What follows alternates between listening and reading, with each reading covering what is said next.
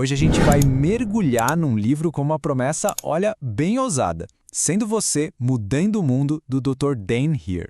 A ideia aqui é bem diferente. Não é sobre se tornar uma pessoa melhor, mas sim sobre acessar quem a gente já é de verdade. Vamos descobrir juntos quais são essas ferramentas práticas que ele oferece para a gente conseguir transformar nossa percepção da realidade.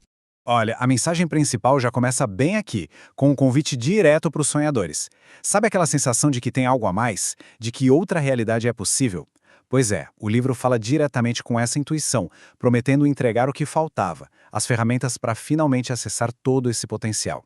Tá, mas qual é o problema de fundo que esse livro quer resolver? A resposta está num sentimento que, nossa, muita gente conhece. Aquela sensação de não pertencer, de não se encaixar. É desse ponto que tudo começa. Essa sensação de ser diferente, que tantas vezes é vista como um defeito, é justamente o ponto de virada que o autor propõe. E se essa estranheza toda não for uma fraqueza, mas sim a maior força que se pode ter?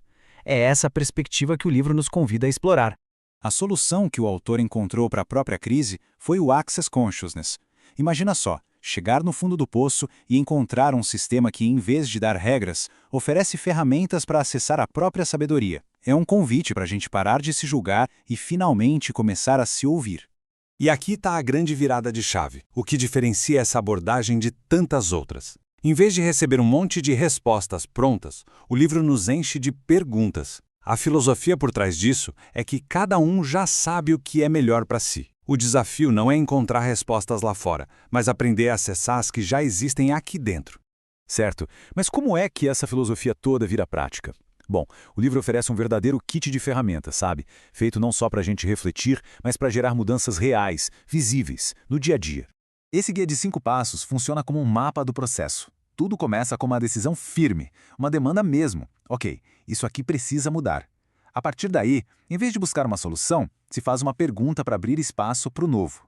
O passo seguinte, o tal do POD e POC, é para limpar os bloqueios. Com o caminho livre, a gente escolhe e age. E o mais importante de tudo, se abre para receber o resultado, seja ele qual for, sem nenhum julgamento.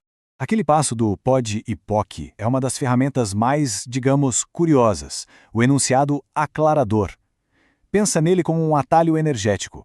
A ideia é que não é preciso ficar dissecando um problema psicologicamente por horas. Essa frase, quando é dita, atua direto na energia que criou aquela limitação, limpando o caminho sem precisar de toda uma análise mental.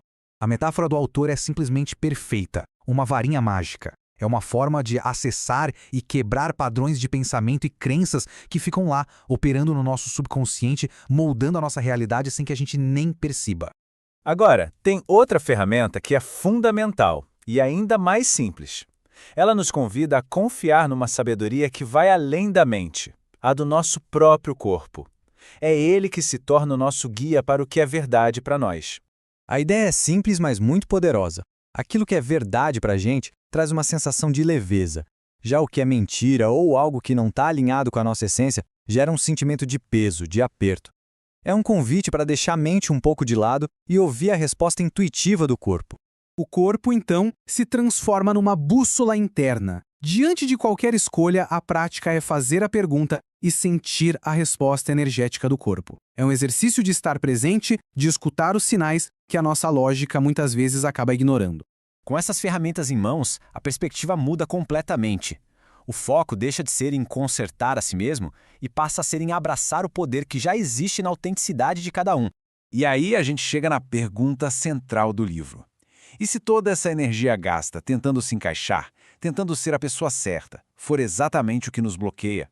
E se ser autenticamente quem se é, for a chave não só para a própria vida, mas para criar uma mudança real ao redor? É super importante notar que isso não é sobre uma performance, sobre criar uma marca pessoal.